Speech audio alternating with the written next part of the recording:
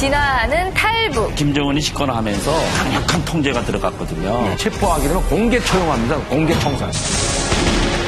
중국도 이제 단속이 이제 심해지고 이렇게 하다 보니 새로운 탈북 루트로 지금 러시아가 이제 선택되고 있는 거죠. 가위, 아들 뭐 갈 수 있으면 다 데리고 갑니다. 베트남에 있는 이제 468명 탈북자들을 한꺼번에 실어왔죠. 계속 탈북 기다리고 있겠습니다. 재밌는 북한 이야기가 가득합니다. 통일을 앞당기는 방송 이제 만나러 갑니다. 안녕하세요. 한 주간의 피로를 싹 씻어주는 놀랍고도 유쾌한 북조선 뉴스 평양 깔깔깔 함께 보시죠.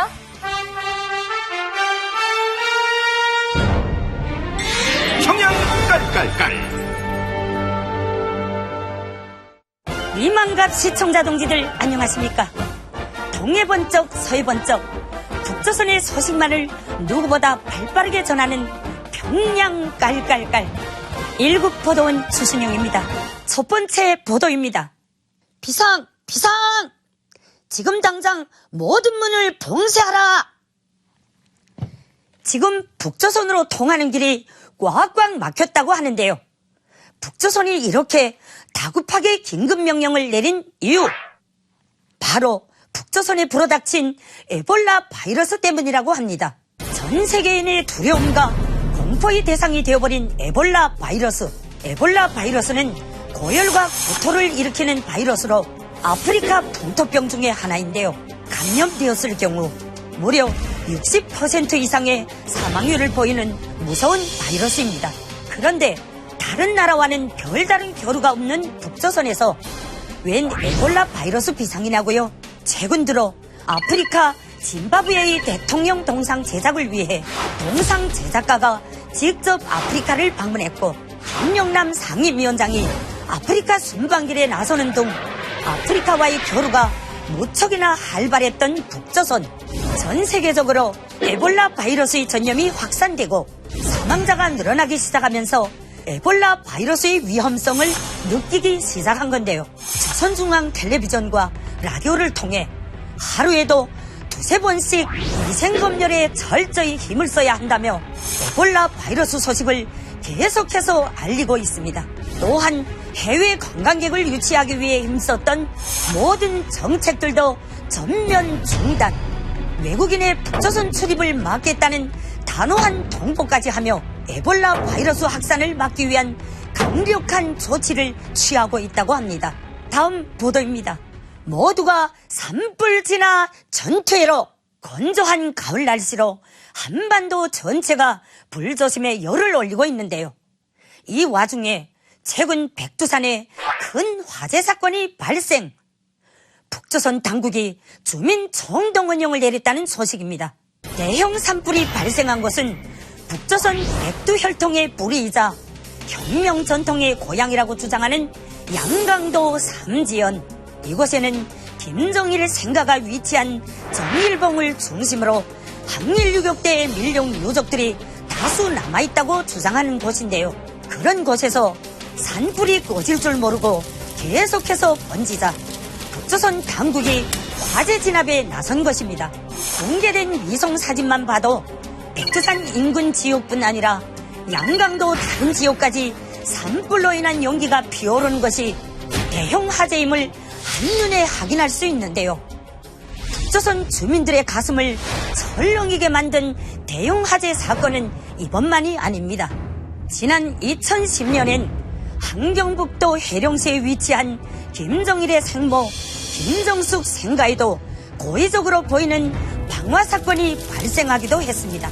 이런 곳에 방화를 저질렀다는 건 북조선에선 반역죄에 해당되는데요. 어머니와의 추억이 깃든 생가가 불에 탔다며 불같이 화를 내던 김정일은 샅샅이 수색하여 범인을 잡아내 처형시켰다고 합니다. 김 부자의 혁명 사적지를 생각하는 마음에 10분째의 일만이라도 북조선 주민들을 생각해보면 어떨까요? 다음 보도입니다. 먹는 데 신경 쓰는 자, 장래를 고민하는 자, 병을 고민하는 자. 딱 봐도 별 문제없어 보이는 이들의 공통점은 무엇일까요? 이들은 모두 북조선의 관심병사, 일명 뒤진병사, 즉 뒤처진 병사로 불리는 관심 병사들입니다. 미리 만들어진 북조선 특별장부를 살펴보면 먹는 데 신경 쓰는 병사가 북조선 관심병사 1순위인데요. 그 이유는 인민군에서 나타나는 구타나 타령 등의 크고 작은 사고 대부분이 먹는 것에서 비롯되기 때문이라네요. 강냉이 밥에 소금국으로 때울 만큼 음식도 부족하고 훈련을 해야 하는데 무기나 탱크를 움직일 기름까지 모든 것이 부족한 북조선의 군대. 하지만 당국은 나몰라라 하며 군대 물자를 채워주기는커녕 부대별로 자체 조달하라고 채워야 할 할당량까지 지시한다는데요. 한 달 안에 파철 4톤, 디젤로 40리터를 구해놔라 등 말도 안 되는 할당량을 지시하는 북조선 당국.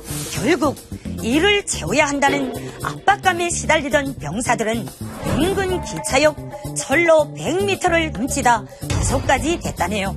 군부대를 방문할 때마다 정신력을 강조하는 김정은. 인민군의 첫째 과제는 정신력이 아니라 식량 문제라는 걸 깨달았으면 좋겠습니다. 다음 보도입니다. 올해까지 4년 연속 당당히 1위를 차지하고 있는 북조선 최고의 부자. 바로 중앙당 간부들이라고 합니다. 북조선에서는 100원 떼먹은 놈은 자기 비판, 1000원 떼먹은 놈은 호상 비판, 만원 떼먹은 놈은 주석단에 앉아 회의를 집행한다 라는 말이 있는데요. 북조선 주민들이 100원, 1000원 떼먹고 자기 반성할 때 이들을 처벌하는 것은 정작 만원 떼먹은 간부들이라는 말입니다. 그런데 이런 간부들 사이에서도 엄연히 계급이 존재한다는 사실. 가장 높은 계급은 뇌물이 바글바글 몰려드는 자리라는데요.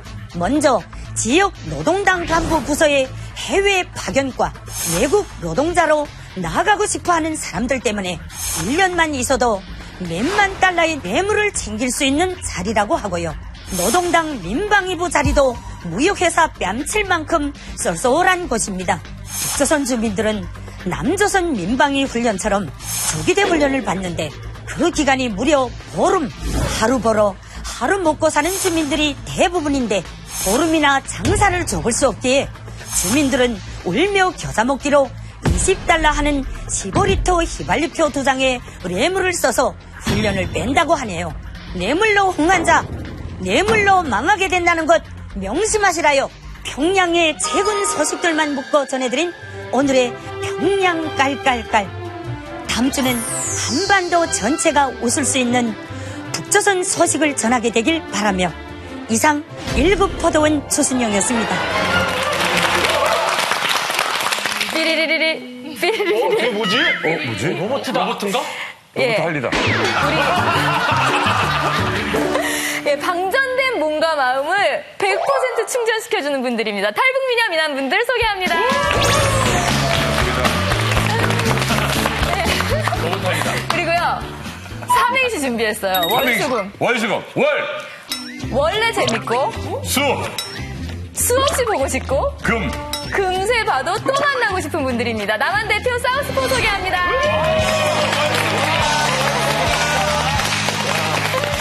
네, 홍경훈 씨는 하실 줄 아네요. 저는 비보이였는데요. 에이, 비보이는 아니죠. 어이, 참야. 이 비보이, 이거. 그렇게 하면 비보인가요? 그렇게 하면 비보인가 봐요. 아니, 오늘 여기 계신 분들 공통점이 있어요. 뭔데요? 세 자녀를 두고 있는 다둥이 아빠라는 분들입니다. 진짜네. 아니, 저기요. 저는 아예 무시하시는 거예요? 저는 결혼도 하지 않은 총각입니다. 김영철 씨는 네. 뭐 이렇게 항상 평생 네네. 지켜줘야 하고 또 따라야 할 세 분이 있어요. 누구예요? 김희애 씨, 이영자 씨, 하춘아 씨요. 방금 말한 세 사람들 놓치지 않을 거예요.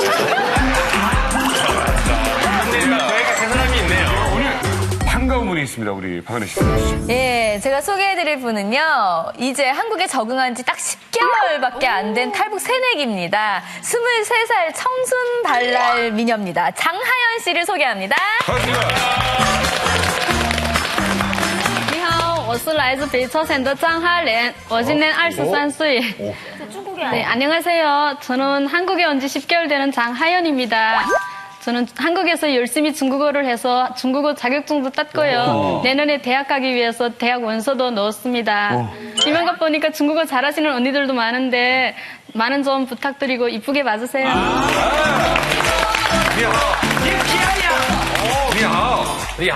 중국. 你漂亮。 谢谢，谢谢。祝杰明欢迎你到韩国. 그게 무슨 뜻이에요? 한국에 온 걸 환영합니다. 정말 중국어도 잘하시는데 지금 아라 씨가 보기에 중국어 제대로 하시는 겁니까? 우리 아라 씨가 또 중국어. 맞아요, 전문이잖아요. 한번 대화를 한번 해보시죠. 그래. 欢迎你来到一届만나러 갑니다. 这个节目你很漂亮。谢谢，我喜欢姐姐。我也是。OK。 아우.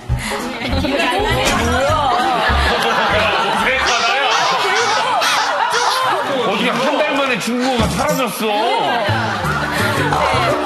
하연 씨, 중국어가 한자가 굉장히 많고 한자를 알아야지 되잖아요. 그래서 배울 때 어렵지 않았어요? 네, 너무 어려웠어요. 제가 사실 중국어를 배우기 위해서 슈퍼 가서 알바도 했어요. 했는데 그 말을 모르다 보니까 실수를 엄청 많이 한 거예요. 어느 날 갑자기 어떤 손님이 왔었는데 사장님이 옆에 있더니 조용히 그냥 쩌스 아주 뭐 이어 라일라 이렇게 얘기하시는 거예요. 그래서 제가 이게 무슨 말이지 하고 생각하고 인사말이겠지 하고 따라했어요. 그 손님을 보면서 그냥 쩌스 아주 뭐 이어 라일라 이렇게 웃으면서 얘기했던 거예요. 무슨 뜻인데요? 그게 이 바보 왜 또 왔냐 이 뜻이었어요. 알고 보니까. 진상이었구나, 진상. 손님 입장에서는 말을 못 알아듣는 이 사람이 또 왔구나. 그래서 이 바보, 이 또 왔네? 그래서 이 바보 또 왔네? 그래가지고 그 손님이 너무 막 저를 막 화내면서 막 화를 부럭부럭 내면서 어디 이런 게 있냐 막 이런 식으로 욕하는 거였어요. 그래 저는 왜 이러지? 나는 인사말 한 것밖에 없는데 너무 이상하다 막 그랬어요. 그랬더니 사장님이 아니라고 그게 욕하는 거였다고. 근데 그 사장님이 제가 북한에서 온 걸 모르고 한국에서 어학 연수한 걸로 알고 계셨어요. 그러다 보니까 그분한테 자세히 설명해서 네, 위험한 게 무마된 거죠. 네, 위험했어요. 네. 자, 그러면 이제 우리 하연 씨. 네. 하연 씨가 또 재주가 또 있답니다. 우리 하연 씨가 노래와 기타. 진짜? 네, 중국어를 배울 때 제일 도움이 됐던 게 네, 노래를 하면서 중국어를 배웠던 거였습니다. 그래서 사실 이만갑에서 네, 한번 노래와 기타를 해보려고 준비하고 왔습니다. 박수로 맞으십시오.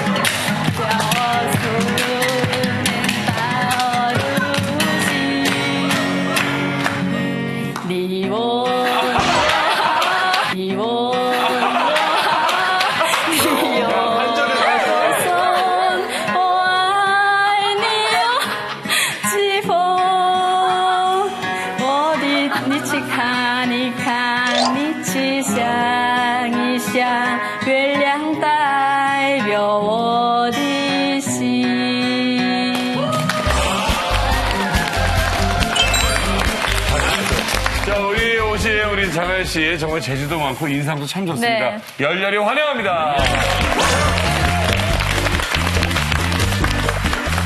오직 이만갑에서만 들을 수 있는 독보적인 북한 이야기. 오늘의 주제 공개해주세요. 김정은 시대 진화하는 탈북. 김정은이 최근에 탈북 루트를 다 차단하라. 네. 뭐 이런 명령을 내려서 북한이 긴장감이 감돌고 있다고 합니다. 네, 그렇죠.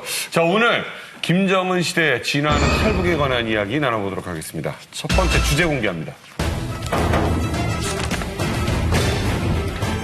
007 작전을 능가한다. 집단 탈북. 집단 탈북이라는 말은 저는 좀 생소한 말인데. 집단 단체? 예, 단체로 탈북을 하나요, 강명도 교수님? 지금은 왜 그렇게 집단 탈북이 이루어지냐면 김정일 시대나 김정은 시대하고 다른 게 하나 있습니다. 김정일 시대 때는 탈북을 하더라도 또 잡히면 또 노동 한 6개월 노동 아니면 1년 동안 노동시켜 다시 내보내주곤 했는데 지금은 잡히게 되면 무조건 교화를 뭐 한 6년, 7년씩 보내기 때문에 상당히 오매져요. 그리고 또 여기 탈북하게 되면 거기 남은 가족들이 다치니까 사위, 아들 뭐 갈 수 있으면 다 데리고 갑니다. 그러니까 한 사람 데려오나 10사람 데려오나 위험한 건 마찬가지입니다. 뭐 이제 압록강이나 두만강을 넘을 때 그 루트가 이제 어느 처소 한 처소 그쪽으로 넘긴다 하면 한 명 넘기나 10명 넘기나 똑같기 때문에 루트를 넘어올 때. 근데 많이 오게 되면 돈을 좀 절약할 수도 있거든요. 그러면 한 15명 이번에도 넘어온 가족이 있는데 15명 오게 되면 한 1억 정도만 주면 넘어올 수가 있거든요. 지금 돈을 준다고 하는데 누구한테 주는 거예요? 그걸 전문으로 하는 브로커들이 북한에도 있고 중국에도 있고 또 태국 중권 남겨주는 사람 다 조직적으로 짜여져 있습니다. 그러니까 교수님 얘기 들으니까 많으면 많을수록 더 좋은 거네요, 지금. 그러니까 이런 돈을 많이 받는데 한 번에 다 안 줘요. 중국에 넘어왔을 때 얼마 주고 태국에 도착했을 때 딱 얼마 주기 때문에 한 번에 다 주면 뭐 잡혀가도 뭐 필요 없잖아요. 다 이미 돈 받은 사람들이기 때문에. 그렇기 때문에 한 번에 주는 게 아니고 어느 정도 올 수 있는 경비는 다 주죠. 먼저. 조금씩. 네, 조금씩 다 주고 딱 도착하면 정확히 줍니다. 그러기 때문에 이제 집단 탈북이 이루어지고 있거지. 집단 돈을 탈북하는 사람. 뭘 북한 돈으로 줘요? 달러로 줘요? 중국 돈으로 줍니다, 대체적으로. 중국 돈이 북한에서 편하기 때문에. 그리고 이 집단 탈북하는 사람들은 이제는 북한이 희망이 없다고 생각합니다. 김정은 시대에 들어와가지고 희망이 없다고 생각하기 때문에 집단 탈북은 목표를 딱 정하고 옵니다. 내가 어디 갈지 모른다 이렇게 오는 게 별로 없어요. 또 돈만 딱 정확히 지급이 되면 안전하게 올 수가 있는 겁니다. 계약금, 중도금, 잔금 이런 식으로 딱. 예, 맞습니다. 지금 그렇게 줍니다. 예. 계약서도 씁니까? 계약서? 계약서 다 쓰죠.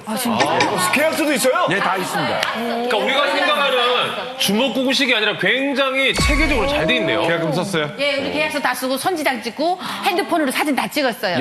예. 사진도요? 예, 사진도 다 찍었어요. 한국 와서 도망갈까봐. 도망갈까봐 그렇지. 그리고 와서 그 계약서를 다 갖고 와서 맞춰보면서 줘요. 그러니까 만약에 돈을 한국에 와서 떼어 먹으면 안 돼, 못 떼어 먹겠네. 아이고, 브로커가 먼저 저희 집 앞에 와 있어요.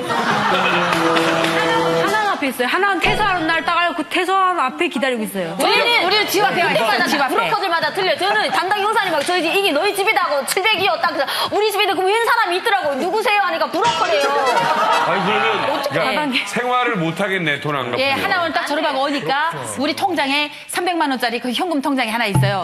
그거 들고 곧장 집 내려놓고 다 은행으로 데려가요. 데려가서 그 자리에서 뚜루룩 다 뽑아가요. 그러니까 예. 어쨌든 간에 약속은 약속이고. 그렇죠. 약속이니까 줘야죠. 근데 이게 받은 정착금이 모자라잖아요. 어떤 애들은 뭐 300에 온 애들도 있고 뭐 500에 온 애들도 있고 다양해 가격에 따라서. 그러니까 이제 말씀하신 것처럼 많이 오면 좀 싸게 오는 게 조금 DC가 되거든요. 그렇구나. 예, DC까지. 조금 싸게 해줘요. 그래서 만약에 다 못 갚으면 이자도 생겨요? 아니요, 그렇진 이자는 않은데 할부로 갚아요. 혹시 이런 것도 있어요? 저 분들이. 김철웅 교수님은 이제 뭐 그 유명한 피아니스트니까 뭐 그러니까 유명인 DC, 연예인 DC 이런 것도 있나요?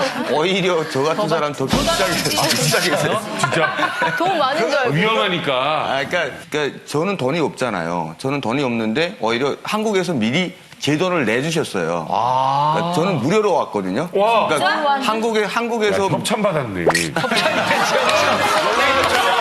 협찬받은 거죠. 진짜 얘기를 듣다 보니까 진짜 너무 힘들게 오는데 이 브로커분들이 그래도 중요한 역할, 너무 좋은 역할을 하는 것 같더라고요. 그러니까 북한에서 그런 어떤 분들이 브로커가 되는지 알고 싶거든요. 그리고 어떻게 되는지요? 과거에는 좀 그러니까 이게 탈북 루트 자체가 선교하시는 분들이 마음이 아프니까 한국에 좀 그러니까 정말 진심을 담아서 그냥 한국에 자식처럼 해가지고 한두 명 데려오는 게 어떤 루트가 됐던 거죠. 각양각색인데요. 한국 사람도 있고요. 탈북자들이 주로 많고요. 그리고 중국의 조선족도 많습니다. 그러니까 북한 내 그다음에 중국 내, 한국 내 다 있어요. 총책이 한국 내에 있는 사람들이에요. 왜? 여기 사람들을 누가 데려올 수 있는지를 이거 물어다 줘야 되는 거잖아요. 돈 받고 수금하고 이런 역할을 한국에 있는 사람이 하는 거고 또 그 전화를 하고 중국 돈을 입금하고 이런 역할들을 한국 사람들이 하는 거예요. 그러니까 이게 조직화되는데 이걸 나쁘다, 좋다 이렇게 말하기가 참 애매한. 이제 우리 이북 사람들이 남한으로 이주하는데 그 중국 국경에 있는데 시장 가격이 이미 딱 정해져 있습니다. 원래는 450 내지 600만 원이었어요. 한 명 데려올 때. 제가 2000년에 그 200만 원으로 떨궜거든요. 실제 가서 보면은 150만 원이면 오는데 이분 한 분들을 데려올 때 여기 한국에 들어와 있는 탈북자가 150만 원 정도를 뿌록해다 주면 최소한 6개월 내지 10개월 1년 후에 돌려받는 겁니다, 이게. 그러니까 저희들이 그걸 용서해줘서 100만 원은 더 얹어서 받아라, 그러면. 이자 발생하고 위험수당이 있고. 그래서 그 시장 가격이 대체적으로 200부터 250만 원 사이. 네. 그렇게 이제 책정돼 있는 거고. 악질 브로커한테 걸리면 그냥 종창구 바닥고 다 떼우고 그냥 나가서 자살인 사람들이 있으면 그래요. 탈북자들. 이건 종지가 이제 지성호 씨 같은 사람들이 데려오는 사람들 통해서 데려오면 안전하게 또 중국에 있는 사람들 데려오는 거하고 북한에 있는 가족들 데려 또 다릅니다. 지금도 악질 브로커가 데려오면 500만 원, 600만 원 달라기고 지성호 씨가 같은 사람들한테 데리고 오게 되게 되면 이 루트가 뭐 베트남까지 해가지고 라오스에서 태국까지 가야 되기 때문에 18,000km를 가야 되기 때문에 브로커 역할 필요, 이 경비가 들어갑니다. 거기에 보통 200만 원, 250만 원까지 들어가요. 어쩔 수 없어요. 그 루트를 가야 되기 때문에. 그것도 뭐 비행기 타고 가고 기차 타고 가는 게 아니고 자동차 탔다, 기차 탔다, 뭐 국경을 3개나 넘어야 되는데. 이거 브로커를 역할 게 하나도 아니라 이건 브로커가 아니고 이거 이렇게 정확히 데려다 주는 사람들은 인권운동가들 그 나가 있는 선교사분들 이분들은 상당히 고생하면서도 자기네 돈 모금 다 헹궈가지고 자기 돈으로 내는 겁니다. 그 사람한테 돈 달라고 안 합니다. 일심성이네요. 지 대표님 이만가 방송 후에 어떠셨어요? 일단은 제가 오늘 그 감사한 인사를 이제 드리려고 이제 나온 것 같습니다. 그 방송을 나가고 이제 수많은 사람들이 후원해 주셨습니다. 저희는 진짜 이제 눈물 날 정도로 참 뭐랄까요. 제가 어떻게 표현을 이제 못할 것 같습니다. 그때가 설명절 기간이어가지고 이제 수많은 이제 전화들이 오고 그래서 참 그 많은 분들이 성원을 이제 힘입어서 올해 지금 그 이후로 지금 32명의 탈북자들을 구출해 왔습니다. 대한민국에. 탈북을 이렇게 도와주고 계신데 공개적으로 이런데 이만감에 나와서 저쪽 북쪽에서도 뭔가 정보를 보고 있을 거 아니에요. 그러면 약간 신변의 위협 같은 거 한국에서 있지 않을까요? 이제 신변의 위협은 이제 뭐 다 이제 그 신변의 위협을 이제 느낄 수 있을 것 같은데 잘못된 일을 하는 것도 아니고 극히 해야 되는 일이고 북한에서 이제 챙기지 못한 사람들을 또 이제 그 죽어간 사람들을 살리는 거기 때문에 일을 시작할 때 이제 뭐 죽는 것이 이제 뭐가 무섭습니까? 그것보다 더 중요한 것은 가치 있는 일, 이제 내가 이제 태어나서 정말 이제 생명들을 살릴 수 있는 일을 한다는 그 자체가 이런 사람들한테 맡기면 정확히 할 수 있어요. 근데 우리 같은 경우는 와서 달달이 그 돈을 못 갚았어요. 그러니까 한 달에 60만 원씩 내는데 우리 월급이 110만 원도 안 돼. 90만 원도 이렇게 서빙하면서 그렇게 됐는데 돈이 없으니까 30만 원, 20만 원 하니까 마지막에 여권을 달라고 그러더라고요. 그래서 여권 주니까 이 사람들이 가져가서 중국 사람들한테 싹 팔아먹은 거예요. 그래가 여권도 다 뺏겼는데 그때 마침 우리 탈북자 그 주민번호가 싹 바뀌어버렸어요. 그래갖고 이거 있다면 호수아비 된 거예요. 우리 팔아버린 것도. 그러니까 새 그 주민번호 가지고 우리는 당당하게 가졌고 형사님이 이제 여권 달라 그러면 신고해달라. 그래가지고 이 사람들이 거기서 그만뒀어요. 여권으로 다 때려친 거예요. 여권을 비싸게 팔은 거예요. 순실이 형은 저기 할부로 오셨군요. 할부. 6개월 할부죠. 6개월. 그거보다 더 안타까운 게 이제 일부 이제 악질 브로커들 중에는 사람 목숨과도 장난을 치는 거예요. 예를 들면 북한에 있는 가족을 데려다 주겠다고 얼마나 돈을 딱 딜을 해요. 그러면 굉장히 큰 돈을 딱 불렀는데 그 돈을 반 정도를 먼저 선불을 줬는데 그 미처 데려오지도 못하고 실패를 했으면 그럴 경우에는 돈을 환불해야 되거든요. 그러니까 다는 아니더라도 그 딱 들어간 비용만 빼고 나머지는 환불인데 그게 환불을 안 해줘요. 그치? 왜냐면 왜 환불을 이런 식으로 그러면 저희는 사람 목숨도 지금 다시 북송돼가지고 죽게 되는 판에 돈도 못 받으니까 그게 이중 삼중으로 고통이 되는 거죠. 그게 가장 좀 슬픈 거 같아요. 여기서 돈만 보내고 못 받아 뭐 이렇게 그런 경우는 굉장히 많죠. 저희도 주변에. 이모 데려오려다가 500만 원 그냥 안전자리에서 날렸죠. 도준 씨도? 그 중국 여자였는데 브로커가 그 이모 그 태국에 오지도 않았는데 태국에 왔다 거짓말 치고 돈을 막 1,000만 원 이상 그렇게 한 거예요. 그래서 이제 제부가 그 브로커를 잡아서 신고했어요. 이명선 대표님께 여쭤보겠습니다. 수백 명이 한꺼번에 온 일이 한번 있었죠? 2004년에 저희들이 이제 베트남에 있는 이제 468명 탈북자들을 전세기 2대로 비행기로 통째로 한꺼번에 실어왔죠. 하루 건너 한 번씩.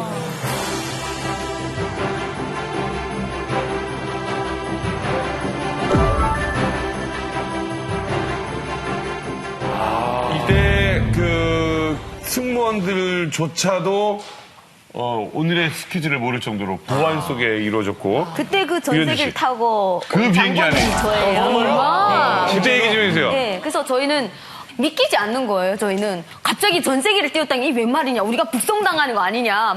그러니까 탈북 루트가 있는데 베트남에서 직행으로 뜨는 비행기는 없었어요. 그래서 만약에 처음이지. 베트남에 저희는 처음. 한 7개월 정도에서 네. 8개월 정도 있다가 그다음에 순번이 되게 되면 캄보디아를 가고 캄보디아에서 비행기를 타고 가는 거예요. 여기까지 한 1년이 걸리는데 많이 우심을 해서 너무 좋지만 또 좋을수록 우심을 하잖아요. 근데 밖에 딱 나오니까 그 베트남 현지 경찰들이 딱 지키고 서 있고 그 앞에 버스가 있으니까 왠지 우리가 경찰서에 잡혀 들어가는 것 같은 거예요. 일단 가보자. 믿고 가보자 해서 버스를 타니까 공항으로 바로 가는 거예요. 근데 거기에서 여권을 다 주는 거예요. 자, 지금부터 한국 사람입니다. 근데 대한민국 여권이라 딱 임시 여권인데는 그 현지인들이 봤을 때 우리는 대한민국 관광객들인 거예요. 네, 관광객들을 다 들어가가지고 그렇게 비행기를 탔으면서도 대한민국 여권이란 걸 들었으면서도 자꾸 웃음이 되는 거예요. 그 스튜어드인가 근데 안녕하세요 막 이러는데 말투가 간사하니까 야 이게 평양우주항공도 이런 말투 쓰는 것 같던데 이게 진짜가 아닌가? 네네 이거 혹시 북한행 비행기가 아닌지 또 의심이 돼가지고 그렇지. 저기요 그럴 수 말씀 있겠다. 좀 물을게요. 이 비행기 어디로 가나요? 또 물었어요. 그랬더니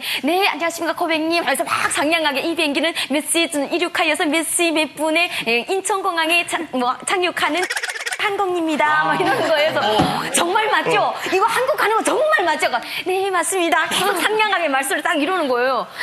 혹시 격추 위험 같은 것도 격추 위험은 못 받았는데 그 비행기가 뜸으로 인해서 북한에서 알게 됐잖아요. 그래서 그 비행기를 격추시켰다고 북한에서 소문이 났대요. 네. 고래 싸움에 새우등 터진다고 저 언니가 그 2004년 7월 29일 날 27일, 28일 이틀 동안 대특 타고 날아가는 동안에 저희는 몽골에 있었거든요. 근데 저희가 원래 그 떠나는 날이 27일 잡았는데 갑자기 베트남에서 계획도 없이 이렇게 대량으로 막 넘어가다 보니까 저희가 이렇게 밀렸어요. 근데 저희는 이 사람들이 떠났다는 소식을 듣고 이게 언론에 공개됐다는 얘기를 딱 듣고 저희는 얼마나 쫄았냐면요.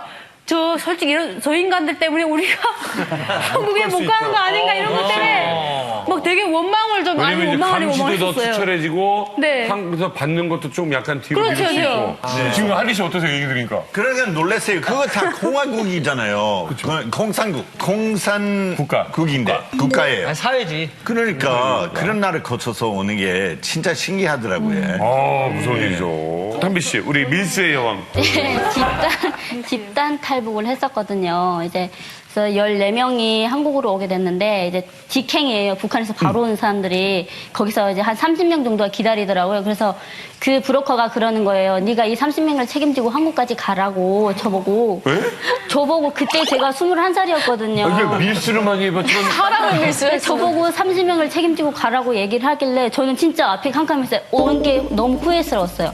다시 가고 싶은 마음. 뭔가 야무지니까 근데 그때 제가 이제 한국을 오기 위해서 중국을 걸쳐야 되니까 중국어를 조금 배웠었어요. 일반 저희가 이제 차 타고 내리고 어디까지 가야 되는 그런 거를 배워갖고 딱 도착해서 이제 중국 브로커랑 제가 중국말로 몇 마디를 했었거든요. 그러니까 저보고 30명을 데려가라고.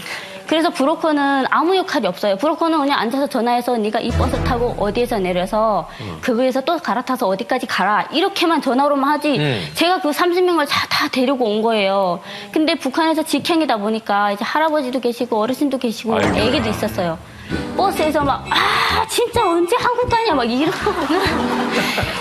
제발 부탁했어요. 그냥 아무 말 하지 말고 가자고. 나는 진짜 30명을 데리고 가는 게 너무 힘들다고. 나도 이게 초행길이고 나도 이 나라에서 어떻게 해야 될지 모르겠는데. 너무 주치 할아버지. 근데 이 브로커들이 하는 일이 좀 딱딱 어디까지 데려다주고 그래야 되는데 전화로만 그래요.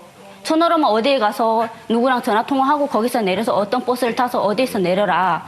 그래서 이렇게 해서 저희 라오스 강을 넘게 됐거든요. 그래서 30명인데 너무 많으니까 많이 다 같이 못 넘었어요. 어떤 사람들은 내가 나이 어리다 보니까 너를 못 믿겠다. 우린 우리끼리 가겠다. 그래서 한 16명은 따로 가고 14명만 이제 저랑 같이 왔거든요. 그 할아버지는?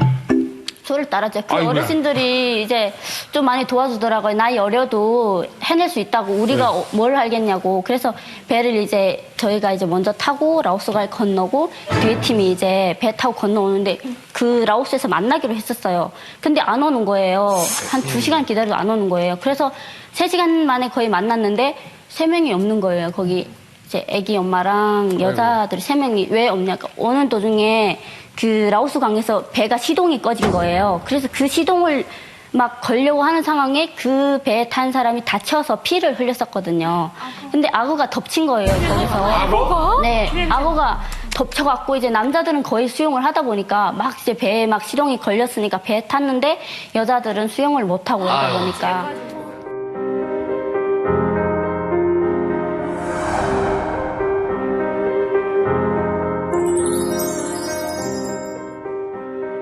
얼마 전에 그 탈북에 관한 기사를 하나 봤는데요. 15명의 집단이 그 땅이 아닌 해상을 통해서 북한을 탈출했다는 기사를 봤어요. 근데 그렇다면 이 해상 전문 브로커가 따로 있는 건지 궁금합니다. 저는 그 배 타고 탈북자들을 싣고 중국에서 이제 그 작업도 저희들이 해봤는데 그거 이 배를 타고 들어오려면 상당한 작전이 필요합니다. 이 군사 전문 지식이 없는 사람들은 거의 불가능합니다. 예.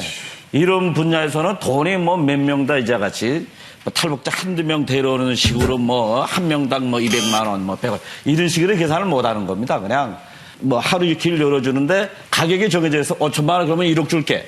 예? 그래야 그쪽에서 오케이 이거 만누나 해가지고 하지. 야. 예, 그래서 그냥 한번 문을 열어주니까 그 길로 너희들이 한 명을 데려가겠으면 가고 100명을 데려가겠으면 가고 그건 너희들 마음대로 하라. 하면 이제 거기서 탈북민들 그냥 목사님들이 은신처에 숨기고 있던 사람들 이런 걸 모집을 해가지고 막 그냥 짐처럼 싣는 겁니다. 그냥 그 시간대 나와야 되니까요. 그게 그래서 공해상까지 나오면 이제 우리가 여기서 이제 해경한테 다 알리니까 국정원에가 뭐 우리 그 낚싯배나 이런 것이 공해상에서 이제 넘겨 싣는 거죠. 그 실을 때게 보면은요 참 군사훈련을 우리 특전사들도 그렇게 빨리 동작을 못합니다. 빠지면 그냥 죽는 거 아니에요? 네, 파도가 출렁출렁해도 구하지도 못하는 거. 애교은 그냥 아낙네들도 그냥 슉슉 날라서 다 넘어옵니다. 그냥.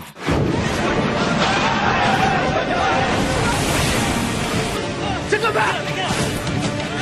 조심히 뛰라고 조심히! 표주식 겪어봤잖아요. 네. 진짜 무서울 거 아니에요, 막. 네, 그렇죠. 그냥 손발이 그냥 까들어들고 머리는 내 머리가 맞나? 정신 상태도 막 호리멍텅해지고. 그러니까 그 배에서 내리기 전에는 막 다 토하고 멀미나고 막 장난 아니래요. 근데 배하고 배 연결해서 이렇게 다리 넣고 거기 건너라고 하면 그때만큼은 정신이 진짜 갑자기. 언제 저 사람이 토하고 멀미하고 했던 사람이 마냥 그냥 막 날아다니고요. 또 한 경우는 어떻게 오냐면은요. 중국 불법 체류자들 그 사람들이 배 밑에 숨어서 오거든요. 근데 그 사람들은 돈을 따로 브로커한테 지불하는 게 아니라 그 선장한테 지불을 해요. 그래서 그 선장이 한국까지 데려다 주거든요. 그럼 그 불법 체류자 사이에 끼어서 그죠. 오는 거예요? 예, 사이에 껴서 오는 거죠. 그러면 한국에 와서 불법 체류자들은 어디로 가는지 모르고 그 북한에서 온 사람들은 이제 부두에 도착하자마자 이제 경찰이랑 연결돼가지고 바로 오고요. 왜 배를 타고 넘어오지 않습니까? 근데 동해안으로 넘어오는 거는 거의 뭐 고기 잡다 실수로 왔다고 그러고 다시 보내달라고 그러는 사람들이 많은데 서해 쪽으로 오는 이유는 뭡니까? 그 서해가 우선 북한의 그 경비 시스템이 주민들도 많이 밀집되어 있고 조개잡이요, 뭐 고기잡이요 많이 들락거리는 이제 환경도 있고 섬 뭐 이런 게 가지고 경비 시스템이 레이더라는 것이 잘 안 돼 있습니다. 아, 산이 많아서. 예. 그리고 인민군들이 먹질 못하니까 이게 경비를 제대로 안 서는 겁니다, 이게. 밤 12시만 지나면 다 거불거불 졸아요, 이거. 일단 공해상으로만 빠져나와가지고 해류가 또 있기 때문에 그 해류에서 사는 사람들은 알더라고요. 해류를 몇 시간대 물이 들어오고 나가고 이런 식으로. 해류 타면은 인민군 군함도 따라오기가 힘들거든요, 이게. 그러니까 그런 영향 때문에 이제 쭉 오는데 해상으로 가는데 가족 탈출이 이제 남한으로 간다는 것을 누구누구만 알아야 되느냐. 그러니까 모르고 따라오는 사람들도 있는 거예요. 예, 집단 탈북이라는 게 되게 가족 단위 탈북이거든요. 그러니까 여기 남한에 들어와 있는 이제 이거 탈북민이죠. 이 사람들이 자기 가족이 있는 데다가 내가 돈을 보내주고 브로커를 고용할 테니까 나와라 그러는데 이 아버지 엄마가 나오려고 보니까 사이도 있지, 며느리도 있지, 또 뭐 우리가 도망가면은 누구는 분명히 이건 벌을 받겠지 하니까 이렇게 돼서 한 그룹이 돼버리는 겁니다, 이게. 근데 여기서 제일 중요한 거는 이거 저 며느리를 못 믿는다. 집안이 워낙 보이부 집안이고 우리가 만약시 중국으로 간다, 남조선으로 간다는 거 아는 순간에 저 며느리를 고발할 것이다. 그러니까 이 사람들이 자기네 자기네 가족끼리 뭐 비밀내일 하고 그나마 좀 납득을 시켜서 데리고 오는 사람도 있지만 어떤 사람들은 이제 출장 가라, 어디에 쌀로 들어가라, 고향에 갔다 오라, 며느리를 보내놓고, 사회 보내놓고 이제 탈북하는 경우도 있고, 더 가슴 아픈 건 우리가 이렇게 조사를 해보니까, 심지어 독약 먹여놓고 도망오는 사람도 있는 거예요. 일단 직계 가족 아니면은 못 믿는 거네요? 그렇죠. 예. 그러니까 이제, 지금 딱 시간 약속은 돼 있으니까, 그러니까 그런 가슴 아픈 사연들도 많더라고요. 직계 가족을 우선적으로 생각하다 보니 그런데요. 자, 계속해서, 진화하는 탈북에 관련된 이야기, 다음 주제 보시죠. 김정은의 오른팔도 탈북한다. 고위층 탈북. 지금부터 제가 북한 고위층 탈북 역사를 살펴볼까 하는데요. 일단 3부자로 나눴습니다. 3부자로 나눠서 김일성 시대부터 한번 살펴보도록 하겠습니다. 보십시오. 1983년입니다. 2월 달에 북한군 이웅평 상위 미그 19기를 몰고 탈북을 했죠. 자, 저는 그때 초등학교 3학년이었는데 이러다가 전쟁이 일어나지 않나라는 생각을 했던 시절이었고요. 자, 이러다가 이제 김정일 시대로 넘어가는데요. 1996년도입니다. 자, 2월에 김정일의 전처 성혜림 일가가 모두 탈북을 하고요. 자, 그리고 1997년도에는 북한 조선노동당 황장엽 씨가 탈북을 했던 시절 혹시 기억납니까? 저 이때 이러다가 통일을 혹시 하지 않나 뭐 이런 생각을 했던 시절이 있었는데, 자, 이제는 김정은 시대입니다. 바로 문제는 이 김정은 시대인데요. 자, 3년간 많은 변화가 일어납니다. 먼저 2012년도 12월에 북한 고위층의 자녀 10명이 탈북을 하고요. 자, 2013년도에는요. 김정은의 측근이자 인민보안부 보안국장의 딸이 탈북을 하는데 한류 드라마에 빠져가지고 한국 드라마를 보다가 결국 탈북을 했다고 합니다. 자, 2014년도에는요. 김정숙 예술극장 성악과장 일가가 탈북을 하고, 자, 또 2014년 6월입니다. 피바다 가극단 소속 피아니스트 황모 교수가 탈북을 합니다. 자, 이 모두가 3년 동안에 일어난 변화입니다. 여러분, 탈북 정말 대단하죠? 계속 탈북 기다리고 있겠습니다. 탈북 놓치지 않을 거예요. 네, 김정은 정권이 들어서고 고위층 탈북 러시가 일었다고 하는데 특별한 이유가 있나요? 기득권에 있는 고위층 탈북자들이 많이 늘어난 건 가만 보면 김정은이가 자기 친고모부를 죽였잖아요. 총살했잖아요. 그것도 공개 총살하지 않았습니까? 이 총살하다 보니까 김정은이를 못 믿는 겁니다. 김정은 자체를. 나도 언제 죽을지 모른다. 내가 뭐 충성을 해도 죽이고 충성 안 해도 죽이고, 그러니까 언제 죽을지 모른다 하니까 이거 빨리 이 체제를 떠나야 되겠다고. 누구든지 마음 먹고 떠나자고 한다면 자기 혼자는 떠날 수가 있어요. 떠나지 못하는 이유는 딱 한 가지인데, 가족들만 데리고 떠날 수 있다면 지금 아마 고반 고위층들 다 떠날 겁니다. 아마. 그리고 지금 또 떠난 사람들도 상당히 많아요. 최근에 또 탈북한 사람들, 이제 공개된 사람들을 보면 대성은행 부총재라고 하면 김정은이 비자금 관리하는 사람인데 그 사람도 탈출하는 거 보십시오. 그 오른팔이라고 해도 과언이 아니거든.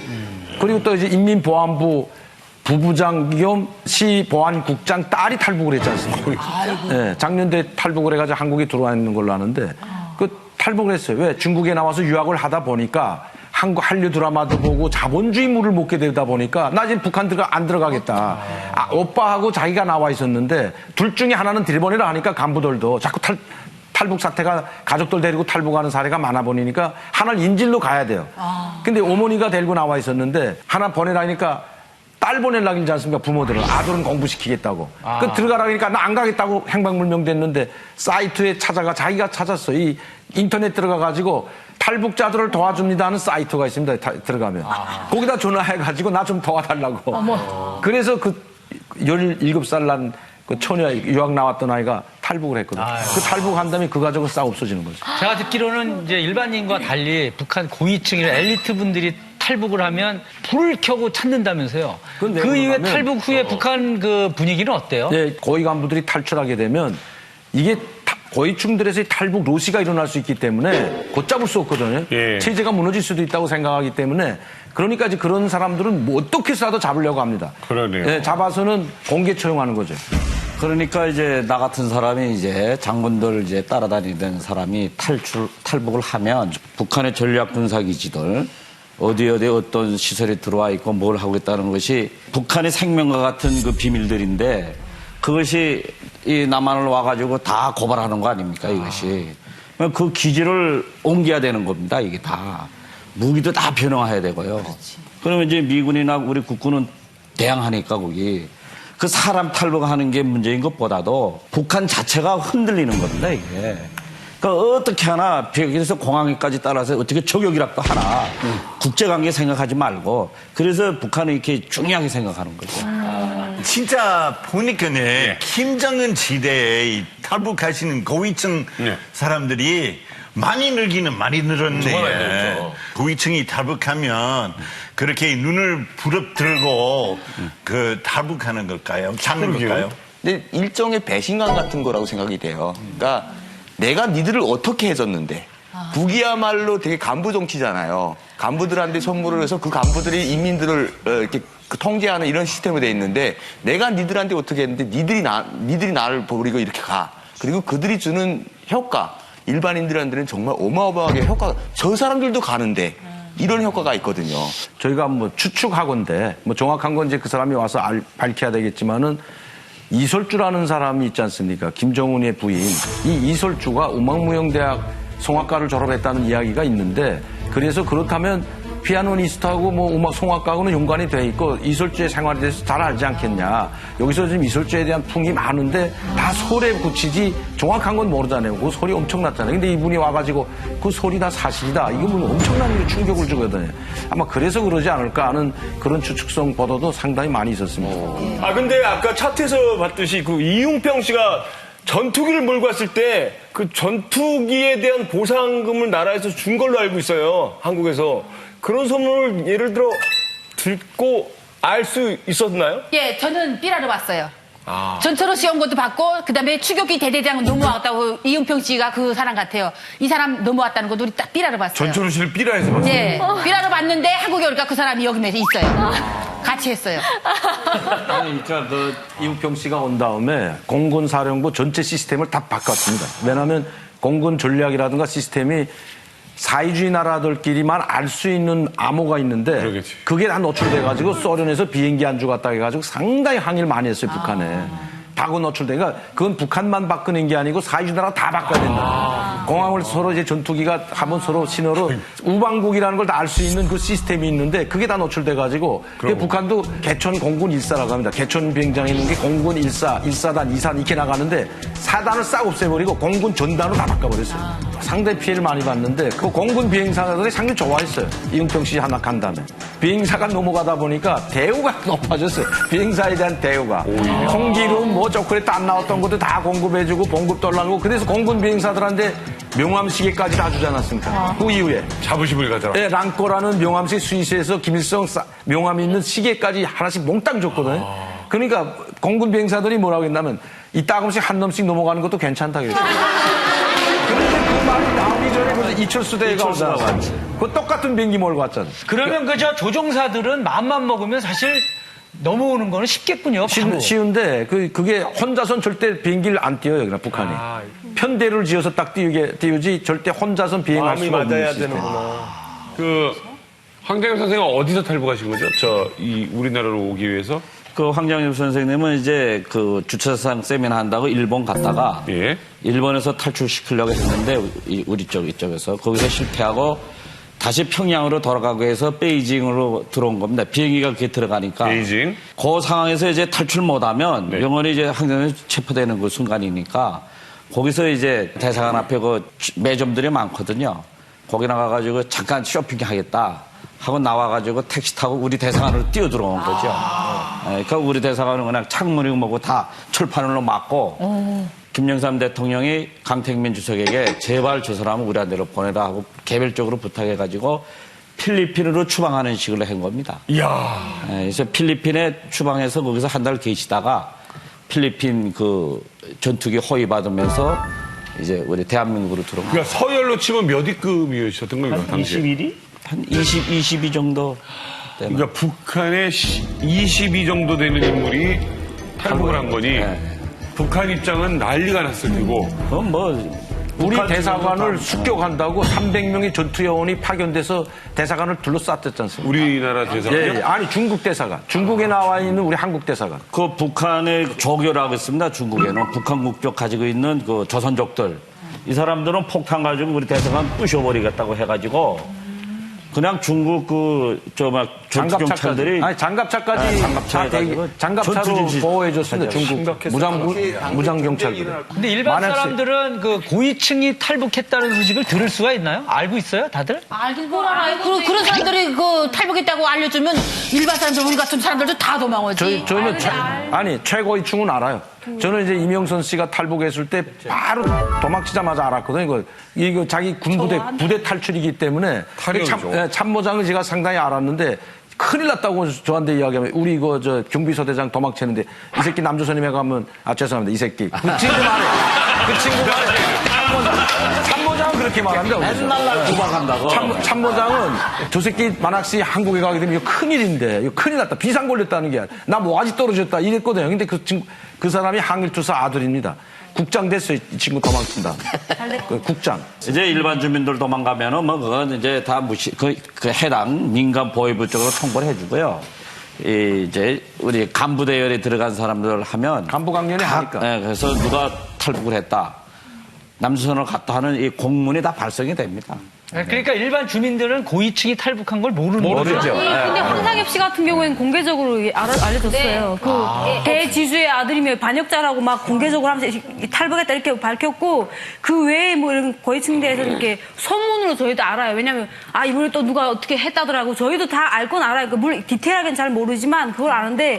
황장엽은 난리가. 그건 엄청 북한 내에서도 굉장히 크게 다룬 이슈이기 때문에 그거를 북한 주민들이 모르면 간첩인 거죠. 발 없는 말이 천리 간다는 말이 있잖아요. 그러니까 고위층들에서 소문이 나게 되면 또 밑으로 내려올 수밖에 고위층 없어요. 아줌마들 이걸 나불나불 하거든요. 제대로 알 수는 없지만 근데 언제 갔다냐 그러면 한 6개월 전에 간 게 그제서야 인민들에게 주민들에게 알려지는 거예요. 자, 지금 뭐 이 김정은 시대 진화하는 탈북 이야기하고 있습니다. 다음 주제 공개합니다.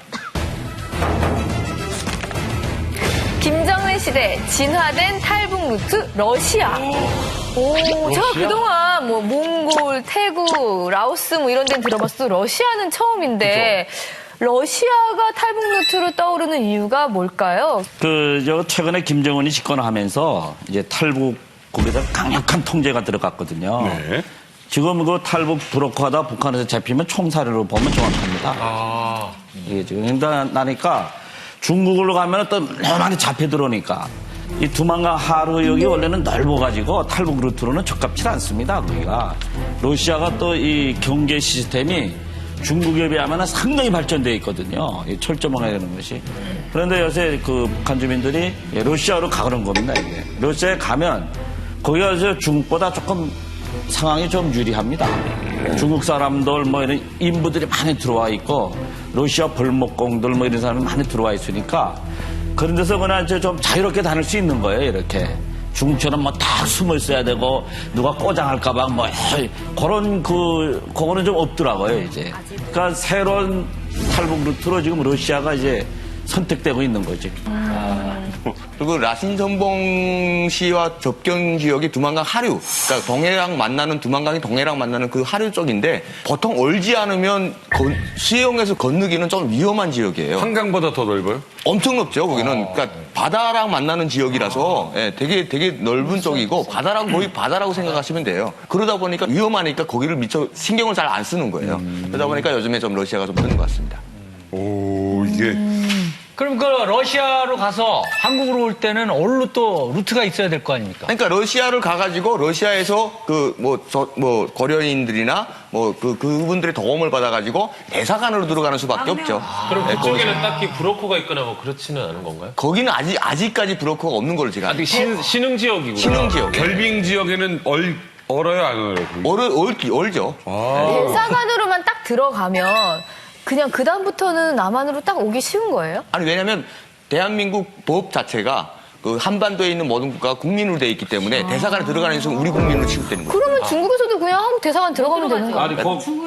들어가기가 위험한 거죠. 지금 러시아 루트라는 것이 옛날에도 러시아에 나가 있던 벌목공들이 많이 왔어요. 제가 그때 94년도 한국에 들어올 때도 저하고 같이 12명의 벌목공들이 같이 들어왔는데 이 사람들이 돈을 주고 노동자로 걸로 가기 위해서 파견 나가기 위해서 나가는 것도지만 탈북하기 위해서 많이 나가는 사람들. 지금 우리나라에 들어온 사람들 보면 러시아 쪽에서 압록강 하류나 이걸 두만강을 넘어서 나간 사람보다 노동자로 나가 있다가 완 사람들이 상당히 많이 있습니다. 지금도. 그래서 지금 최근에는 탈북하는 사람들이 많다 보니까 볼목공, 뭐 하병 근로자, 또 뭐 이제 뭐 건설 근로자 이런 사람들이 많이 탈북하다 보니까 한국에 들어가는 걸 진입을 좀 막아달라는 이런 요청까지 하고 뭐 공안 당국에 했다고 하는데 최근에 고위층이 하나 탈북을 했는데 러시아를 통해서 대성운행 수석 부총재. 그러니까 부총재급이면 상당히 500만 불을 가지고 탈북한 사람이 바로 러시아를 거쳐서 지금 들어왔습니다. 500만 불? 네, 500만 불.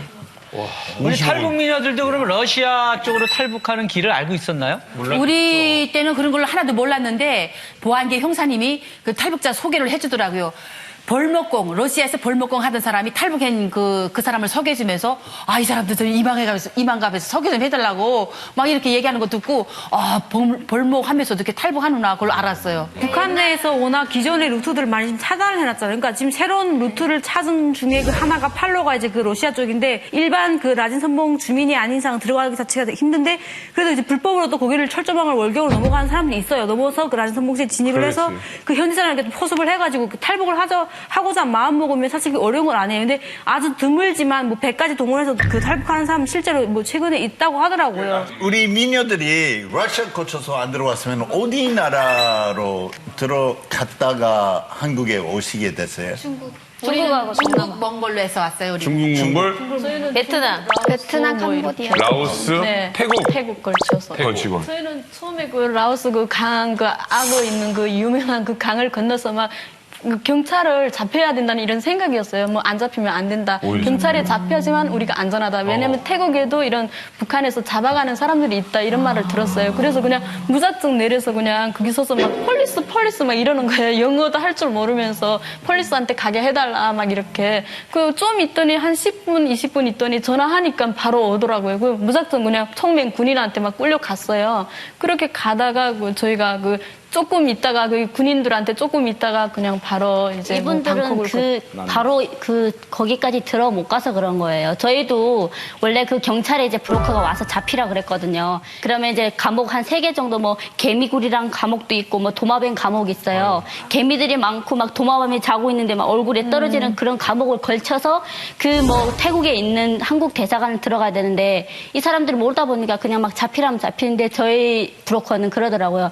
웬만하면 잡히지 말고 방콕까지 와서 바로 대사관 들어가게 되면 그렇게 오래 안 있고 17일 만에 저희는 왔거든요. 와. 경찰에 잡히면 뭐 인권 탄압이나 무슨 이런 건 없어요? 그런 거는 거의 없는데 그냥 그 감옥에서 방콕에서 잡히면 기간이 짧지만 지방에서 잡히게 되면 만약에 군에서 잡혔다면 군에서 또 시로 이동하고 또 시에서 한 달 있다가 또 도로 가고 그다음 방콕으로 가다 보니까 시간이 꽤 걸려요. 저희가 근데 저희 엄마는 그래서 한 2-3개 감옥을 지나다 보니까 한 2-3달 걸렸거든요. 너무 고생을 했는데 저희 엄마가 오셔가지고 신혼여행 저희가 태국에 갔었다 그러니까 갈 데가 없어서 태국으로 가냐고 끼를 일으키는 거예요. 우리 같은 경우는 몽골로 왔잖아요. 오다가도 노루새끼가 펑펑 뛰어다녀요. 근데 우리 군대인 줄 알고 엎드려 하면 9만 원 인원이 쫙 오대요. 그다음에 돌격 하면 또 허리가 막 가요. 그러다가 풀숲에서 노루가 움직이는 게 군대가 참복에 있는 줄 알고 산에 요만큼씩 감시소 다 해놨어요. 근데 그 군대가 뛰어나는 줄 알고 엎드려 하면 쫙 엎드리고 돌격하면 사사사사사 하다가 노루가 팍 뛰면 야 이제는 노루다 뛰자 하고 팍 뛰다 엎드려 쫙. 노루들은 예. 순실형이 보자마자 호랭이다! 노루만의 언어가 있었을 거예요. 저 사람 아니야? 사람 아니야? 북한의 군대 그 북한식 군대 용어로 그 인원들을 인솔하면서 우리가 그 국경을 넘었어요. 와. 저 은하 씨도 베트남 통해서 왔죠? 네, 저희도 베트남하고 캄보디아, 태국. 아마 저희가 탈북 루트가 제일 길었던 것 같아요. 근데 아버님께서 베트남에서 대사관을 뛰어 들어가셨는데 북한 대사관을 뛰어 들어가셨어요. 아, 진짜로? 잘못 들어가서? 브로커가 저희를 넘겨주기 그냥 베트남 국경만 넘겨주고 약도를 주셔요. 예. 어디까지 가면 거기 한국 영사관이 있으니까 예. 들어가라 해가지고 약도 따라 딱 왔는데 아버지와 함께 손을 잡고 그냥 무작정 영사관이니까 뛰어 들어갔는데 은하 씨도 같이? 다 같이 들어갔죠. 엄마 아빠랑 다 은희 씨까지? 이게 아빠가 먼저 앞으로 막 뛰고 3명이 뒤에서 영상 안으로 이렇게- 막 뛰어들어가는 네, 거야. 그래서 그래갖고 들어가서 들어갔는데 아빠가 딱 그 앞까지 정문까지 가는데 예. 갑자기 여기 그 브로치 초상화단 사람들 막 왔다 갔다 하니까 뭐지 나 잘못 들어왔나 위에 보니까 공화국기 위에서 막 펄펄 야 빨리 튀어 해서 우리 뒤에서 3명이 어슬렁어슬렁 가다가 아이고 이거 그래도 은희 누나는 영리한 자매라 눈치를 김영철 같이 눈치 없는 아들이 있으면 눈치채는 게 없잖아. 아버지가 딱 하고 돌아서서 김영철 그 아들 보고는 영철이야. 가자. 눈으로 이렇게 해서 그러면 영철이. 왜? 왜? 아, 들어가자! 가자! 야, 그래서 아버지가 입으로 그러겠지. 뭐라고? 곰국 한 그릇 먹고 가자고? 뭐? 곰국 한 그릇 먹고 가자고? 곰국? 야, 콤비네. 몽골 루트 오신 분들이 있어요. 몽골 루트. 저는 근데 2월에 넘었어요. 2009년도. 그러니까 그게 영하 40도까지 가는 거예요. 그러니까 이렇게 숨을 이렇게 그냥 못 들여서요. 너무 공기가 차가지고. 그래서 이렇게 뭘 감고서 이렇게 숨을 쉬어야 되는 상황에서 저희 5살짜리 아기가 있었던 거예요. 저희 팀에. 그래가지고 그 막 몽골 진짜 1초도 못 서 있을 그 추위에서 막 나중에는 그 중국 국경들이 막 따라오니까 기어서 막 가고 그 애를 저희는 또 계속 약을 먹여 재웠어요. 3일 동안 이렇게 계속 그래가지고 근데 저희는 걱정됐던 게 애가 죽을까봐 얼어가지고 애가 그치, 이게 재워서 가는데 그러니까 우리는 살아 있으니까 얼어 막 추우면은 막 이렇게 막 부둥켜 안고 막 마사지하면서 가는데 얘는 그냥 자니까 그래서 계속 가다가 애를 계속 주물어주고 또 주물고 그게 부모 입장에서는 너무 속이 타가지고 아빠는 막 아기를 계속 애기들 죽는 경우 많이 있다고 하더라고요. 몽골 코스는. 너무 힘드셨겠다. 제가 그 몽골로 왔는데 저희 앞에 조가 이제 어떤 비극적인 일이 있었는데 그 딱 중국에서 이제 몽골 국경을 딱 넘을 때 중국 그 군인들이 본 거예요. 그래서 탈북자들이 딱 넘으니까 총을 딱 쐈는데 그가 이제 막 뿔뿔이 막 흩어지면서 막 이렇게 웅덩이 같은 데 숨었는데 그때 아기를 업고 넘어가셨어요. 그 아기가 1살도 안 됐던 거가 돌도 안 된 아기인데 그 아기를 이렇게 안았는데 자기 아기 때문에 옆에 사람 다 잡힐까봐 그 아기를 정말 있는 힘껏 안은 거예요. 근데 그리고 이제 좀 있다가 이제 그 군인들이 다 간 다음에 아기를 보니까 애가 숨을 안 쉬는 거예요. 그래서 그 엄마가 나중에 저희 뒤에 왔는데 그 거의 정상이 아니더라고요. 사람이 거의 정신줄을 넣은 사람 같이 보였어요. 진짜 그런 경우도 있거든요. 근데 그래서 저는 그 몽골이 개인적으로 굉장히 힘들었던 게 이제 베트남, 태국 다 힘들지만 몽골은 또 이게 사막 지대예요. 그리고 사막엔 사람이 없거든요. 없고 물도 없고 심지어 그 들판에 있는 풀이 다 말랐어요. 그러니까 살아있는 생명이 안 보이거든요. 그러면 이 사람이 그 공포감이 이루 말할 수가 없거든요. 그리고 나침반도 없고 이러니까 굉장히 그 공포라는 거는 이게 정말 그 천당과 지옥이 왔다 갔다 하는 그런 느낌을 딱 받는 게 그 사막이거든요. 근데 물도 없고 이러니까 거기서 죽은 길을 사람이 걷는 있다면서요. 지나가다 보면. 네, 죽은 사람 뼈도 그 해골도 있고요. 뼈들이 보여요. 그 짐승들이 그 해골도 엄청 많고, 그러니까 거기는 진짜 죽음의 땅 같은 느낌이 정말 많이 들어가지고 지금도 막 가끔씩 심리적으로 우울할 때 보면 그게 딱 떠올라요. 그 몽골의 사막이.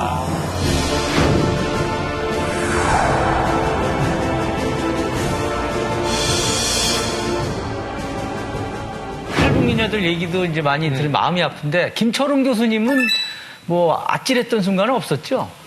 저도 악질했죠. 저도 그 2번 잡혔었어요. 아, 그래요? 네, 2번이나 그랬구나. 한국행을 하다가 2번이나 잡혔었는데요. 첫 번째는 죽어도 내가 북에 가면 뭐 저 같은 경우에는 좀 약간 또 다른 취급을 당한다는 생각이 들어가지고 북송되는 열차에서 뛰어내렸어요. 화장실 옆에 승강장 있잖아요. 그 승강장 손잡이가 보이더라고요. 그래서 그 손잡이 잡고 밖으로 이렇게 이 경찰은 지금 여기 그 승강장에서 날 지키고 있는데 그래서 달리는 열차 꼭대기로 올라가가지고 거의 007처럼 거의 뭐 달리는 열차 위로 막 가서 맨 뒤로 가서 반대로 이렇게 열차 거의 다음 역 도착할 때 뛰어내려가지고 한 번 그렇게 탈출했고 한 번은 북에까지 제가 북송을 됐었어요. 잡히면 제가 가장 두려웠던 게 뭐냐면 북송이에요. 왜냐면 저는 지금 행방불명자로 돼 있지 어디 탈북을 했다는 게 안 돼 있거든요. 근데 그런 상황에서 제가 잡혀 들어가면 아버지, 뭐 어머니, 제 가족들 또 저 자신도 그렇고 여러 가지가 너무 어려운 상황인 거예요. 정말 다행스러웠던 게 그 북송된 그 잡혀간 그 보위부, 그러니까 보위부 책임자가 아버지 후배였어요. 그래서 그분이 저를 그 도와주셔가지고 되게 극적으로 정말 저는 그때 참 맞으면서 저도 피아니스트잖아요. 네. 보통 사람 이렇게 맞잖아요. 그치, 막으려고. 근데 난 피아니스트잖아. 손이 아까운 거야. 이렇게 맞는 거야. 그러니까 그 때리는 입장에서 너무 건방져 보이잖아요. 그치, 이렇게 맞으니까. 이렇게 맞으니까 이 새끼 뭐. 그러니까 더 많이 맞았던 기억. 예. 다시 탈북해서 고생도 하고 막 그랬잖아요. 그렇죠. 목재소에서 벌목공으로도 일을 했고요. 그러다 보니까 어쨌든 피아노를 찾아가야 되겠다고 찾아간 곳이 교회예요. 교회에 가서 피아노를 치겠다니까 사람들이 막 주변에서 다 말리는 거예요. 근데 제일 말렸던 사람이 구구교회 피아노 반주예요. 근데 그 반주자분이 조금 제가 봤을 땐 독특하신 분인데 피아노는 생겼는데 칠 사람이 없었어요, 당시에. 그러다 보니까 나이 50에 피아노를 배우신 거야. 근데 이분이 독특하게 피아노를 치시는 게 오른손은 다 악보대로 치는데 왼손은 미장조가 됐던 파다조가 됐든 상관없어요. 왼손은 계속 오른손만 치는 거 있잖아요. 그럼 친다니까 말리지. 완전 말리는 거예요, 저를. 뭘 할 줄 알겠냐. 그러니까 피아노가 가르치면서 피아노 이름도 모를 것 같으니까 이 물건 만지는 게 아니라고. 이 물건. 이 물건 만지는 게 아니라고. 사정사정 해가지고 피아노를 앉았어요. 근데 앉았는데 제가 그때 교회다 보니까 그때 뭐 어떤 기동량으로 들었던 어메이징 그레이스가 나오더라고요. 어메이징 그레이스 치니까 주변이 뒤집어졌죠. 얼마나 멋있게 쳤겠어. 네, 막 울며 정말 펑펑 울면서 쳤어요. 정말. 내가 이 피아노 얼마나 치고 싶었는데 이 피아노 때문에 내가 이 길을 왔는데 그런 과거 현재 뭐 여러 가지 되게 복합되면서 되게 울면서 어메이징 그레이스 쳤던 것 같아요. 네, 그러면서 그 교회 반주자가 됐고 그 교회를 통해서 선교사님을 통해서 한국으로 오게 됐어요. 감동이다. 사실 이 자리에 계신 모든 분들이 가슴 아픈 탈북 스토리를 가지고 계시잖아요. 뭐 남북한이 분단돼 있는 한 그 탈북 이야기는 영원한 화두가 아닐까 생각이 되는데 그래서 오늘은 특별히 오늘 새로 오신 장하연 씨의 탈북 스토리를 들어볼까 합니다. 네. 어머니랑 북한에서 어떻게 사셨어요? 저는 사실 어머니가 북한에서 뭐 쌀 장사, 옷 장사, 뭐 돼지고기 장사 이런 걸 하면서 생계를 유지하다가 그게 망해버렸어요. 그러다 보니까 엄마는 가정 유지를 위해서 먼저 탈북을 하게 됐습니다. 탈북이라는 게 네. 대한민국에 오겠다고 탈북하는 마음이 아니죠? 네, 중국에 가서 돈을 벌어서 너 연락할 테니까 기다려라 이렇게 꼭 기다려라. 돈 벌려고 그냥 갔던 거예요. 네, 그러다가 저는 엄마가 탈북하다 보니까 저는 갈 데가 없어서 뭐 큰 이모네 집에 가서 뭐 빨래도 하고 뭐 집안일도 청소를 하고 뭐 이러면서 뭐 거기서 먹고 살았는데 엄마가 탈북을 하다 보니까 친척들도 저를 천대하고 막 무시하고 막 이러는 거예요. 그러겠죠. 갑자기 엄마 안 계시니까. 네, 왜냐하면 북한에서는 친척 일가 중에서 누가 탈북을 했다 하면 내가 승진하는데 뭐 지장이 될 수 있고 자기한테 안 좋은 그런 게 있어요. 그러다 보니까 핏줄이지만 너무 천대를 하고 너무 그런. 왜냐면 입안화가 또 생긴 거잖아요. 네, 그렇죠. 그러다 보니까 저는 먹고 살아야 되니까 큰엄마네 집에서 그래도 그냥. 몇 살 때예요? 15살. 그럼 그 집도 아이들이 있었을 거예요? 네, 있었죠. 사촌 오빠들이 있었는데 너무 저를 막 말할 수 없는 천대를 그냥 매일같이 맞고 살았고 너 때문에 우리는 앞으로 뭐 군대를 가든지 뭘 내가 뭐 좋은 간부를 해도 네 엄마 때문에 니네 엄마 때문에 아이고. 나는 안 된다 막 이러면서 막 때리고 막 커피도 흘리고 막 이렇게 그냥 반복되는 일상이었어요. 얼마나 그랬어요? 3년 안 되게 2년 반 정도 되게 그때 제가 제일 참을 수 없었던 게 핏줄인데 물건이 없어졌다. 예를 들어 돈 같은 게 자기가 잘못 뒀는데 어디다가 없어졌다 싶으면 저한테 얘기하는 거예요. 네가 도둑질한 거 아니냐. 그냥 내가 아무것도 없으니까 그냥 그렇게 보이는 거예요.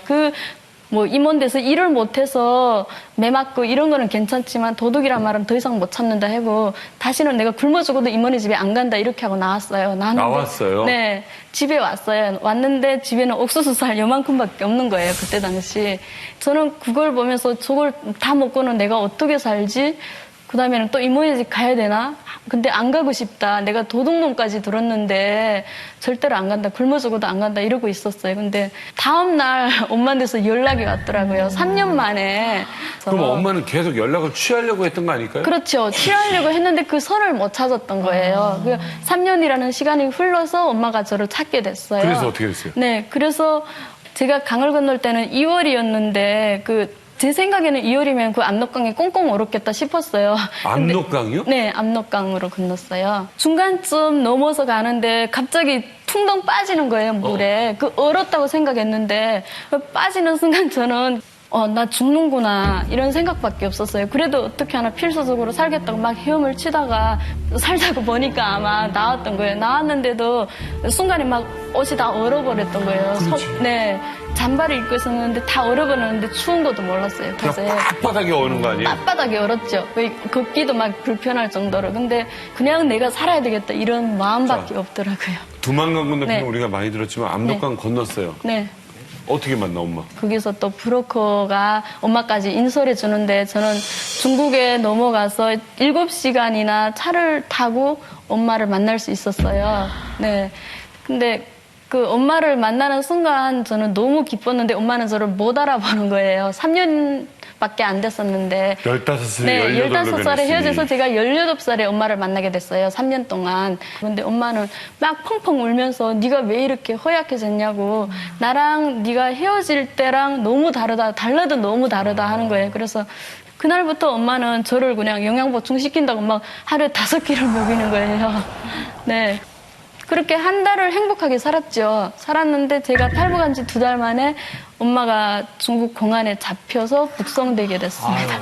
엄마가 북송을 당했다고요? 네. 밤 11시 반, 12시 돼서 공안이 직접 문 따고 들어오는 거예요. 하연 씨 있었어요? 네, 있었어요. 근데? 있었는데 공안이 문 따고 들어오면서 바로 엄마를 수갑 채워서 그냥, 네. 끌고 가는 거예요. 근데 엄마만. 근데 그때 저는 말도 안 통하고 했는데 막 빌면서 나도 데려가 달라. 나 엄마 같이 데려가 달라고 막 그랬어요. 그랬는데 엄마는 그 상황을 보고 막 화를 내는 거예요. 평상시에는 화를 안 냈어요, 저한테. 너무 가슴 아프니까. 근데 막 화를 내면서 너만이라도 살아야 된다. 엄마랑 같이 잡히면 너도 가서 죽는다. 그러니까 너만이라도 이기서 꼭 살아야 되니까 절대로 나쁜 생각 하지 말고 엄마 같이 간다는 이런 생각 버리고 무조건 사는 게. 공안은 이제 엄마만 네. 잡아가고. 그렇죠. 다행히 저는 안 잡아가더라고요. 나는 놔두고. 네, 냅두고 그다음 엄마만 그냥 엄마가 막 차에 끌려가는데 그냥 그 차를 따라서 제가 정신없이 뛰었어요. 엄마가 그 차가 안 보이는 데까지. 어느 정도 가서 엄마 차가 확 안 보이니까 그냥 주저앉아서 정신없이 그냥 울다가. 그 뒤로 네. 어떻게 살았어요? 살자니까 어떻게 살 수가 없고 혼자서 말도 모르는 곳에서 그냥 결혼을 하는 것밖에 사는 길이 없어서 결혼을 하게 됐죠. 남자를 만났어요? 그렇죠. 어떤 남자였어요? 그 아는 지인분이 또 소개를 시켜줘서 이렇게 만났는데 솔직히 그렇잖아요. 뭐 보지도 못한 사람이고 뭐 저랑 뭐 몰랐던 사람인데 그냥 사는 거죠. 네. 내가 살기 위해서. 어떻게 살다 보니까 애가 또 생기게 되고 이제 아이가 있어요? 네, 딸, 네. 하연 씨가 몇 살이죠? 저는 23살이고요. 딸은 4살입니다.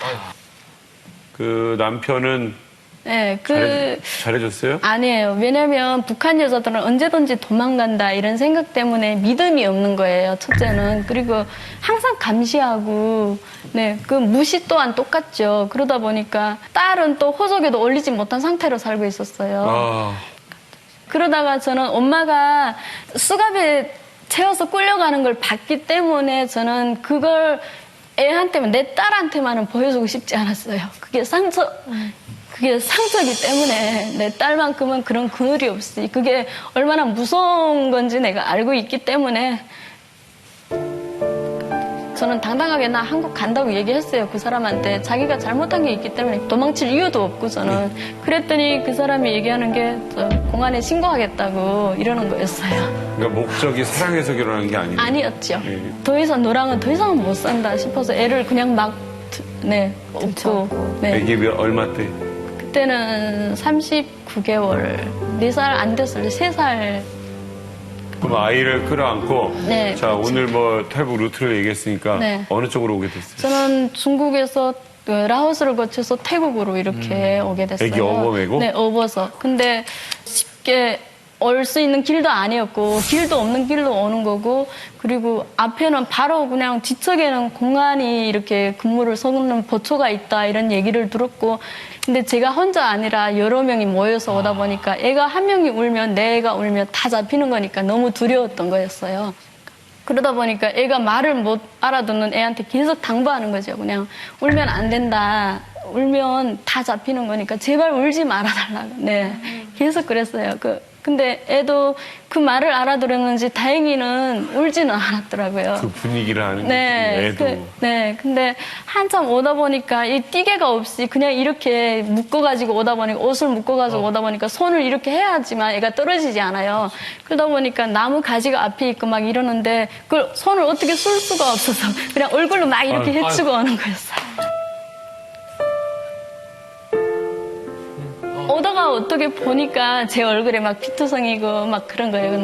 발은 뭐 말도 없고. 근데 제일 힘들었던 게 그 산을 넘는데 애가 막 지쳤죠. 애도 나도 지치고 하다 보니까 애가 막 탈수에 걸리는 거예요.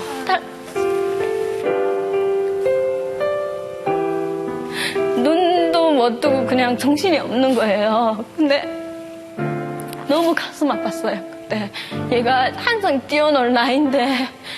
근데 나를 잘못 만나서, 엄마를 잘못 만나서 이런 고생을 하는구나 싶어서 너무 죄스러웠고, 저로서는 엄마로서 어떻게 할 수 있는 게 없었어요.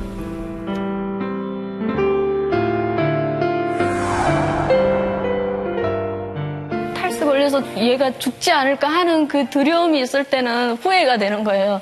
입양이라도 좋은 집에 했다면 나랑 이렇게 고생하는 것보다는 낫지 않았을까 싶은 마음에 너무 후회되는. 네. 수용소 와서도 편치 않을 텐데 애 그렇죠. 있으면 또 그 환경이 너무 안 좋은 거예요. 철창이 막 이렇게 있고 감방이다 보니까. 감옥이죠. 네, 애는 그걸 보고 막 기겁하는 거였어요. 산을 넘을 때는 그렇게 막 말을 잘 듣고 그러던 애가 갑자기 돌변하는 거예요. 저를 잠을 못 자게 하고. 가둬놓았지. 네, 갑자기 막 애가 변하는 거예요. 막 계속 울고 저한테 막 계속 띵강을 부리고 막 이러는 거예요. 그러다 보니까 저는 주변에 언니들이 눈치 보이니까 애가 울면 제 손으로 입을 막든지 아니면 화장실에 가서 막 애를 막 얼리든지 아니면 그냥 찔로 막 욱박 지르고 막 이렇게. 애한테 화내게. 그렇죠. 제가 답답하니까. 여러 번이나 화장실에 가서 막 울면서 막 하소연하는 거예요. 너 왜 이렇게 나 힘들게 하나? 나 진짜 힘들다. 엄마 말리지 말라. 엄마 너무 말라 죽는 것 같다. 막 이렇게 당부하는 거예요. 그러면 애가 또 그때는 애가 중국말을 몰랐는데 올 때는 거의 한 달 내면서 말을 하는 거예요. 그러면서 엄마 미안해 하는 거예요. 그러면 또 같이 부둥켜안고 막 울다가 네. 울다가 또 나와서 또 다시 그 상황이 반복되고 또 그러고 맨날 그렇게 지냈죠. 뭘 안다고 한참 놀아야 되는 이게 네. 눈치 보고 산 거 아니에요. 눈치 보고. 아영 씨도 그렇고 여기 있는 분들 이게 아이 있을 때랑 없을 때는 이야기가 다르죠, 아영 씨. 제가 아이가 있으니까 저희 언니도 비슷한 경험을 했는데 24살에 4살 난 딸을 얻고 이제 베트남을 왔는데 다리뼈가 부러진 줄 모르고 애를 얻고 다리뼈가 이렇게 부러진데 본인이 그걸 모른 거예요. 가다 넘어져서 부러졌는데. 네, 근데 그때는 언니를 잘 이해 못했어요. 그게 얼마나 힘들었을까 잘 못했는데 지금 이 친구 얘기를 들으니까 제가 또 애를 낳아보니까 그 엄마와 아이의 이거를 너무 공감되니까 정말 계속 눈물이 나는 거예요. 그러니까 갑자기 언니에 대한 미안한 마음 생기고. 내가 살아야겠다를 넘어선. 그렇죠. 네. 자기 자식에 대한 그런 거. 그러니까 본인이 자식을 항상 염두에 두니까 본인 다리뼈가 부러진지도 모르고 그 길을 걷는 거예요. 그러니까 그런 정신으로 오는 것 같아요. 이순 씨 같은 경우는 아이가 오다가 아주 어린아이를 잃었어요. 지금 순실형 이 얘기 들으시면 지금 가슴 찢어지게 더 아프시죠? 네. 내 딸에 대한 이야기도 그렇고 또 우리 이 출연자가 또 딸아이를 가지고 그렇게 남 읽었지 않고 가슴 아파요 그냥.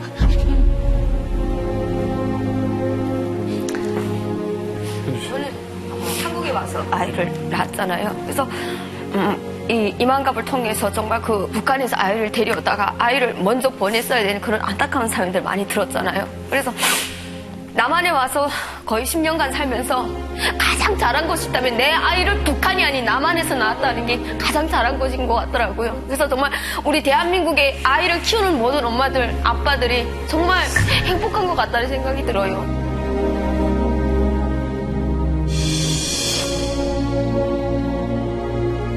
김달리 씨도 오늘 이야기 듣고 진짜 제가 말하기가 힘들어요. 지금 제가 계속 이런 고생한 얘기를 듣고 하연 씨하고 우리 미녀들이 여기 진짜 자기들이 자유를 얻기 위해서 한국까지 왔는데 뭐 신문 보면 우리가 몰라요. 그냥 제3국가에서 탈북 뭐 하신 분들이 왔다 뭐 이런 얘기만 나오는데 그 다른 나라에서도 고생한 그런 얘기를 우리가 못 듣거든요. 진짜 오늘 좀 많이 느꼈습니다. 네. 우리 종합예술인 오늘 뭐 이야기 딱 들으시고. 저희는 이제 시작부터 얘기했지만 저희 오늘 3명이 세 아이의 아빠들이지 않습니까? 그렇죠. 하영 씨가 그 아이를 얻고 뭐 순실 씨 얘기도 다 알고 있어요. 이렇게 자신의 몸뿐만이 아니라 아이를 이렇게 같이 이 자유의 땅 대한민국에 오느라고 고생하신 모든 분들께 진심으로 박수를 쳐드리겠습니다. 탈북 미녀들의 아찔한 첫 경험. 비밀번호를 눌러주니까 아줌마가 뭐라고요? 고기도 먹어본 사람이 먹는다고 깍두기 배부르서 못 먹겠어. 젓가락 같은 게 쫙 나오더니 칙칙칙칙칙 이게 뭐야? 자, 이제 마칠 시간이 됐습니다. 예, 오늘 여러 가지 이야기를 들어봤는데요. 빨리 통일이 돼서 서로에 대한, 남북한에 대한 서로의 편견도 없고 서로 정말 친구로 지낼 수 있는 그런 날이 빨리 왔으면 좋겠습니다. 네, 오늘 이제만 나갑니다. 마치도록 하겠습니다. 다음 시간에 뵙겠습니다.